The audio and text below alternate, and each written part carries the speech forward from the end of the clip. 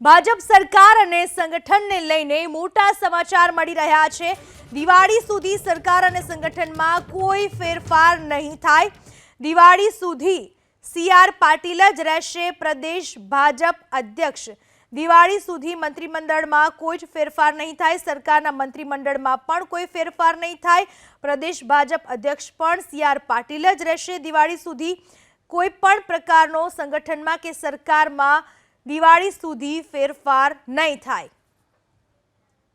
આ વિશે વધુ માહિતી આપવા આપણી સાથે જોડાઈ ચૂક્યા છે મારા સંવાદદાતા હિરેન રાજગુરુ।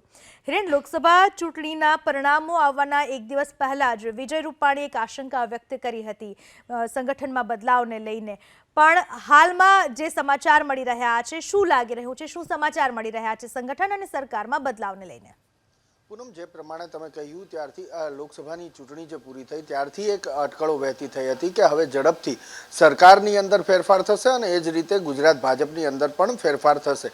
કારણ પણ એની સામેનું એ હતું કે પ્રદેશ અધ્યક્ષ ગુજરાતના સીઆર પાટીલ કે જે હવે કેન્દ્રના મંત્રી બની ચૂક્યા છે, કેબિનેટ મંત્રી બની ચૂક્યા છે, એટલે પણ એક અટકળ એ હતી કે ફેરફાર થશે। પરંતુ અત્યારે જે માહિતી મળી રહી છે એ પ્રમાણે દિવાળી સુધી ગુજરાતની અંદર ન તો ભારતીય જનતા પાર્ટીની સરકારમાં એટલે કે રાજ્ય સરકારમાં કોઈ પણ ફેરફાર થાય કે ના તો ભારતીય જનતા પાર્ટીના ગુજરાતના સંગઠનમાં કોઈ પણ ફેરફાર નહીં થાય। એની પાછળનું જે કારણ છે કારણ એ જાણવા મળ્યું છે કે સંગઠન પર્વ આવી રહ્યું છે ભારતીય જનતા પાર્ટીનું। જુલાઈ મહિનાના અંતમાં આ સંગઠન પર્વની ઉજવણીની જાહેરાત કરવામાં આવશે અને આ સંગઠન પર્વ 3 મહિના સુધી ચાલતું હોય છે અને ભારતીય જનતા પાર્ટીની અંદર જ્યારે સંગઠનાત્મક કોઈ પણ ફેરફાર આવતા હોય છે તો એ સંગઠન પર્વ બાદ આવતા હોય છે। એક કારણ એ પણ છે। બીજું જે કારણ જાણવા મળી રહ્યું છે એ મુજબ સીઆર પાટીલ અત્યારે મંત્રી બન્યા છે પરંતુ હજી તે ગુજરાતના ભારતીય જનતા પાર્ટીના અધ્યક્ષ તરીકે કાર્યરત રહેશે। એની પાછળનું કારણ એવું પણ જાણવા મળ્યું છે કે નવરાત્રી અને દિવાળીની વચ્ચે